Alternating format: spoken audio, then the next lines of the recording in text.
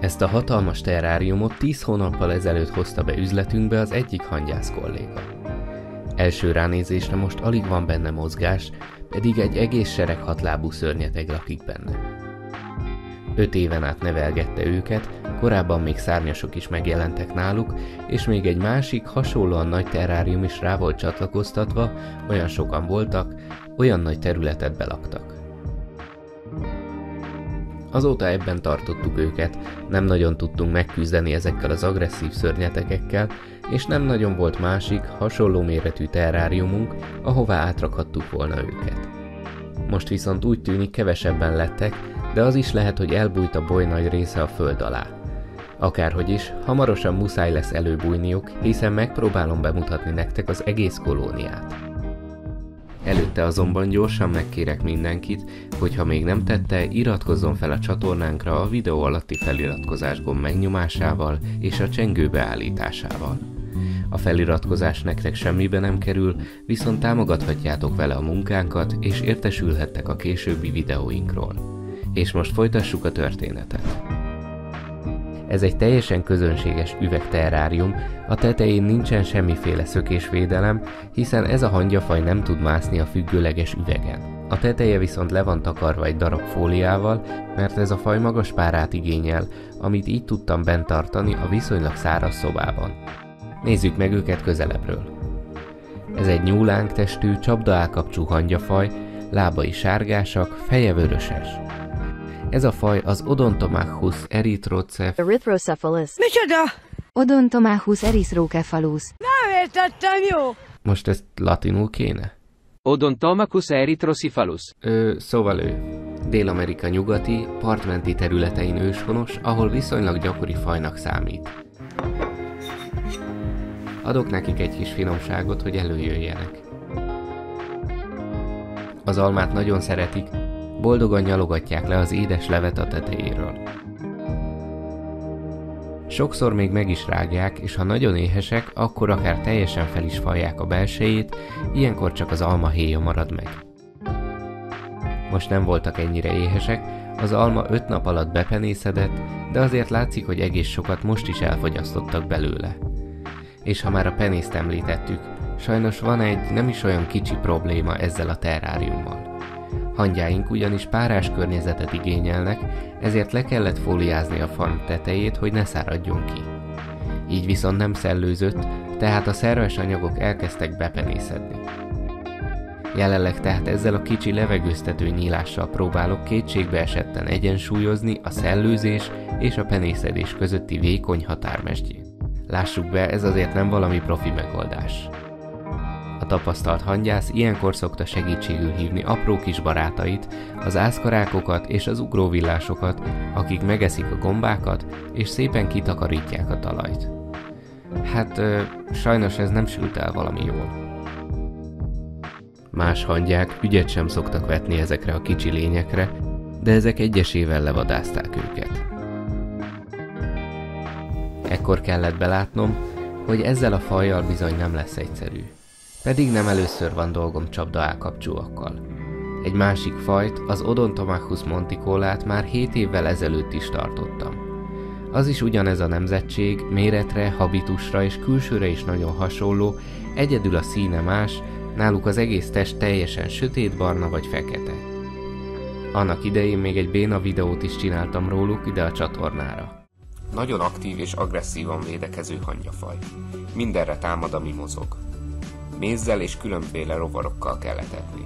Hát most na, egy szót se halljak, akkor ez volt a maximum. De mindjárt forgatunk jobbat. Gyűjtök néhány dolgozót a bolyból egy befőttes üvegbe, és átviszem a hangyalaborba, hogy jobban megvizsgáljuk őket.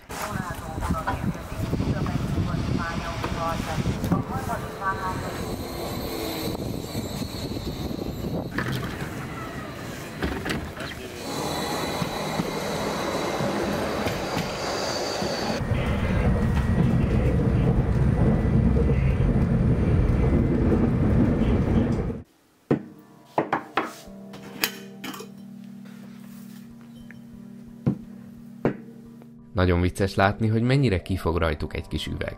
Az élőhelyükön nincs ilyen csúszós felület, így egyáltalán nem alkalmazkodtak hozzá, hiába próbálkoznak, nem tudnak megtapadni rajta. A perem az üveg szájánál igazi leküzdhetetlen akadály nekik. Próbálnak kijutni rajta, de olyan, mintha egy futópadon szaladnának, vagy egy csúszdán felfelé. Minden erőfeszítés ellenére egy helyben maradnak. Ráadásul tetszés szerint öntögethetjük őket egyik edényből a másikba, akár valami fura folyadékot. Hát, szerintem a legtöbb hangyafaj most kineveti őket, ha ezt látja. Bevallom, már nagyon vártam, hogy újra forgathassam ezt a jelenetet.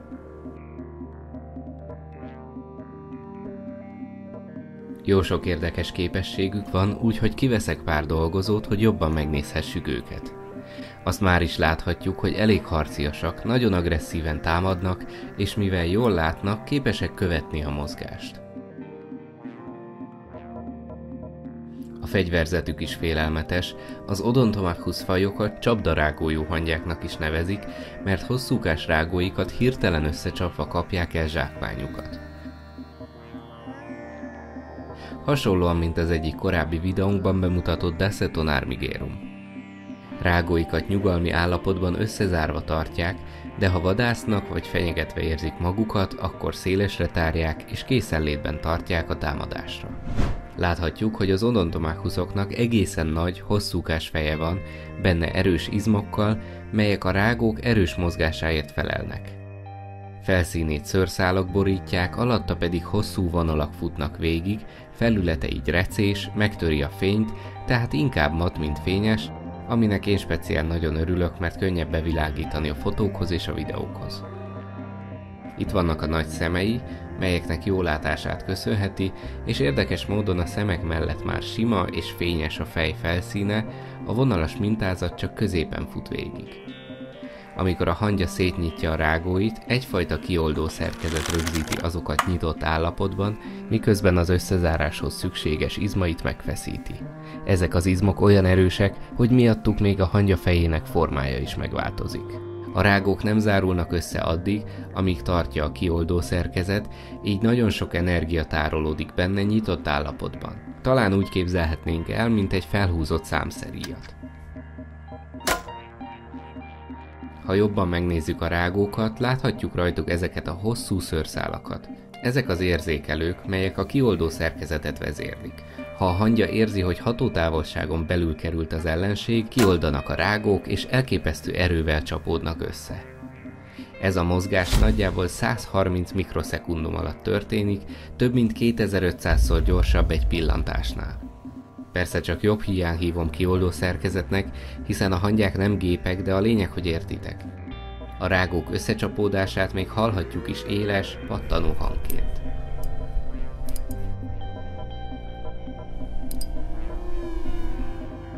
Miután megragadta áldozatát, erősen szorítja, majd potrohát maga alá fordítva fullánkjával megszúrja és befecskendezi erős mérgét.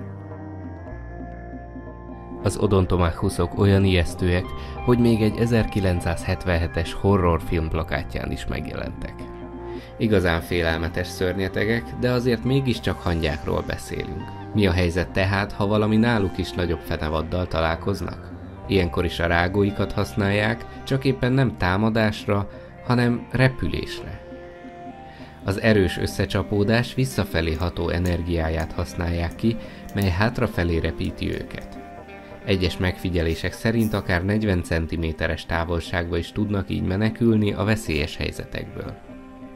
Erre a képességére utal hazánkban a pattanóhangya megnevezésük is. Stressz helyzetben tehát a boly össze-vissza pattog és repked, szóval ez egy elég fura hangyafaj. Rafinát! Szájszervük a rágók alatt található, tehát amikor folyékony anyagokat nyalogatnak, akkor is szétnyitják őket, hogy odaférjenek.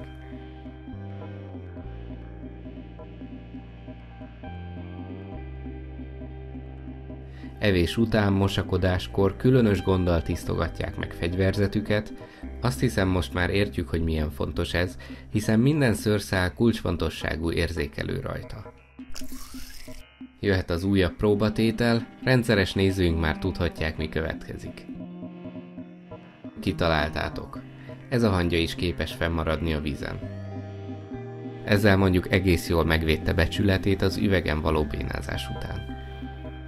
Bár haladni itt se nagyon tud, azért egészen nyugodtnak tűnik. Teljesen jól el van a kis rögtönzött medencénkben. Csak akkor esik nagy pánikba, amikor a feje véletlenül hozzáragad a vízhez. Viszont amint kiszabadul és megtörölgeti, ismét a legnagyobb természetességgel ácsorog a víz tetején. Most, hogy megismertük a dolgozókat, térjünk vissza a bolyhoz. A kolónia valahol itt él, a legnagyobb földhalom közepében. Jól elbújtak, semmit sem látunk belőlük, úgyhogy fogalmam sincs, van-e még királynőjük, és van-e megfelelő utánpótlás, vagy már túl késő, és szép lassan elnéptelenedik a bolyunk. Mióta nálunk vannak, rendszeresen kapnak sokféle finomságot, és hogy a vadász ösztöneiket is kiélhessék, jobbnál jobb csótányokat adunk nekik, melyeket villámgyors rágóikkal pillanatok alatt levadászhatnak.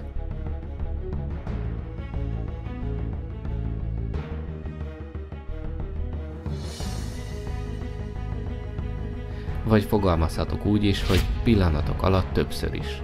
Miután elkapták a csótányt, az erős rágókat használják arra is, hogy közös erővel becipelhessék a bolyba, és együtt feldarabolhassák. Most ezt nem fogjuk megvárni, mert fontosabb dolgunk van, ki kell csalnunk az egész bolyt a felszínre, hogy láthassuk, hányan vannak és hogy állnak az utódokkal. Nos, mióta tudjuk, hogy milyen szépen úsznak, támadt egy ötletem. Ezt még sosem próbáltam, de elméletben működnie kell. Mivel ezek a hangyák élőhelyükön hozzászoktak az áradásokhoz, most mi is megpróbáljuk őket egy kis árvízzel a felszínre csalni.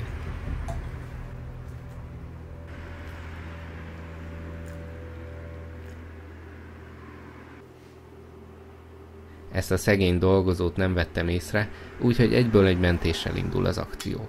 Átrakom egy száraz részre, hogy letisztogassa magát.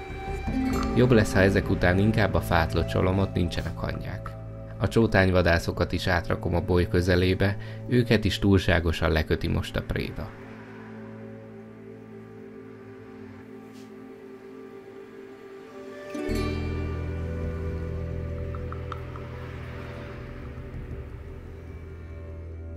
A víz lassan elkezd befolyni a boly belsejébe, ahonnan ki fognak menekülni a hangyák, és felszínre hozzák majd a fiasításukat is.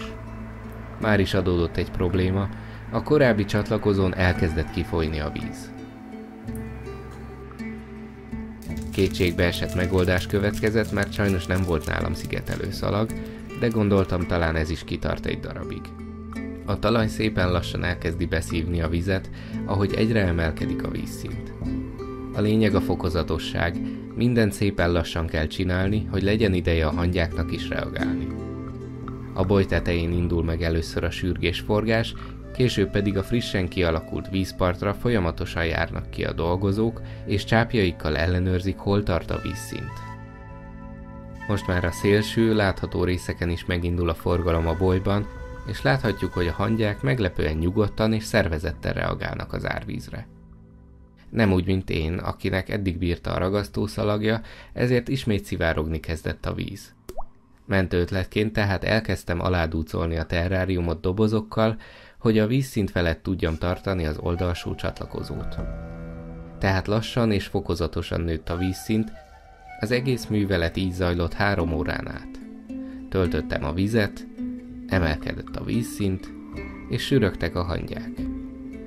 Dobozból is egyre több kellett, vízből is egyre több, de ekkor megpillantottam, amire már régóta vártam. Egy dolgozót szájában egy tüskés lárvával. Bár jó előjelnek számított, azonnal vissza is szaladt a sötétbe.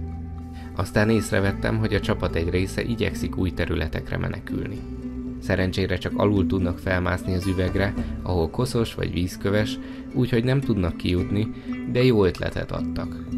Kéne nekik valami menekülő útvonalat biztosítani, és akkor egyúttal át is költöztethetnénk őket egy új helyre.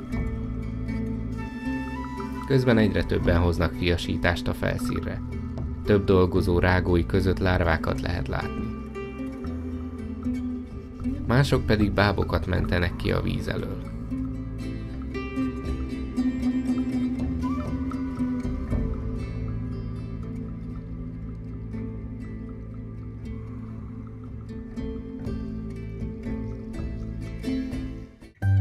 mocsaras rész már elnéptelenedett, csak a legbátrabb dolgozók merészkednek ide. A csapat nagy része a boly körül munkálkodik.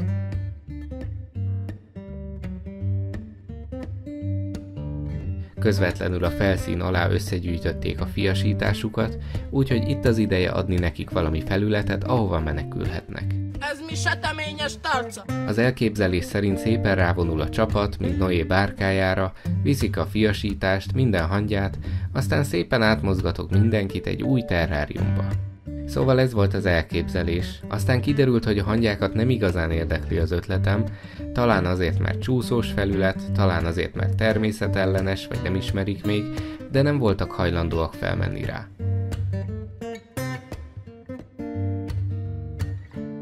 Azért, ha már a boly nagy része feljött, nézzük meg alaposan, mi a helyzet.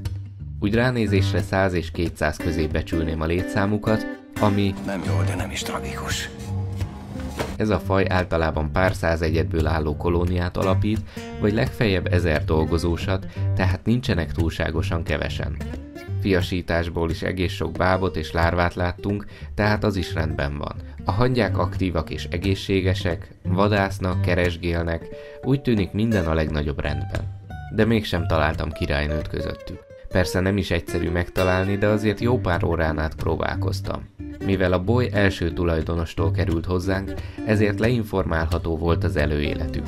Még 2018-ban királynőről lettek alapítva, 2021-re pedig már kifejletté vált a boly. Ekkor már szárnyasok is megjelentek, ahogy azt ezen a korábbi felvételen is láthatjátok. Azóta viszont már több év is eltelt, tehát elképzelhető, hogy a királynő már elpusztult, de persze azt sem zárhatjuk ki, hogy csak én nem vettem észre. Hogy még jobban bonyolódjon a helyzet, ekkor találtam egy dolgozót szájában több tucat friss petével. Próbáltam utána olvasni a neten, de sajnos óriási az összevisszaság. Egyes források szerint az Odontomachus fajoknál nincsenek gamergétek, tehát királynő nélkül nem szaporodóképes a boly, más forrásokban viszont többen beszámoltak arról, hogy királynő nélkül is dolgozót nevelt a kolóniájuk. Ráadásul erről a konkrét fajról még annál is kevesebbet lehet olvasni, mint a nemzetségéről általában. Úgyhogy az egyik feltételezésem szerint ebben a bolyban elpusztulhatott a királynő, viszont valamelyik dolgozó átvehette a helyét, primitív fajnál ez nem lenne meglepő. Másik feltételezés szerint nemrégiben pusztult el a királynő, és már csak a megmaradt fiasítást nevelgetik, illetve a dolgozók is tudnak petét rakni, de megtermékenyítés nélkül ezekből majd hímek fognak kikelni. Plusz maradt egy pici esély arra is, hogy valahol van még egy több éves királynő, csak jól elbújt előlem. Akármi is történik a bollyal, a sok utód, amit láthattunk, és ez a nagy halom friss pete nekem bizakodásra ad okot. Idővel ki fog majd derülni, mi az igazság. Mivel nem vált be a Noé bárkájás költöztetési módszer, ezért ideje megszüntetni az árvizet.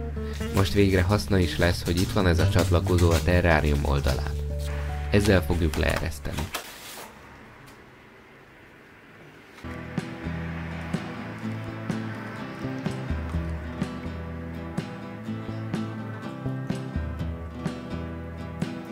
A cső belső oldalán van egy vattacsomó, ezért hangyákat nem tudunk leengedni vele.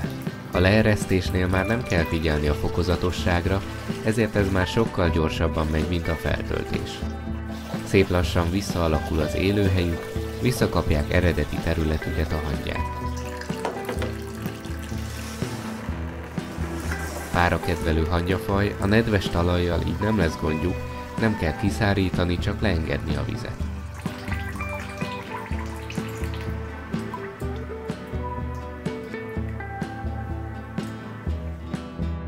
Most már vissza tudnak költözni a talajba. Sajnos nem jutottunk tehát megoldásra, de az idő eldönti majd, hogy mi a helyzet ezzel a bollyal. Hetek vagy hónapok alatt kiderül majd, hogy lesznek-e hímek vagy sem, és tud-e működni a kolónia úgy, ahogy eddig, vagy sem. Igyekszem majd beszámolni róla, úgyhogy iratkozz fel a csatornára, hogy ne maradj le a fejleményekről. Az árvizes megoldás csak egy kis betekintést nyújtott, de nem hozott megoldást, úgyhogy addig is marad a klasszikus módszer. Egyesével kiszedegetem a fadarabokat és egyéb tereptárgyakat. Ha csak a hangyák és a talaj marad, akkor láthatom a legjobban, hogyan alakul a boly élete. Köszönöm, hogy ismét velünk tartottatok. Ne felejtsetek el kedvelni, és ha még nem tettétek, iratkozzatok fel a csatornára. Ötleteiteket és észrevételeiteket pedig, ahogy mindig, most is várom a videó alatti kommenteknél. Találkozunk legközelebb.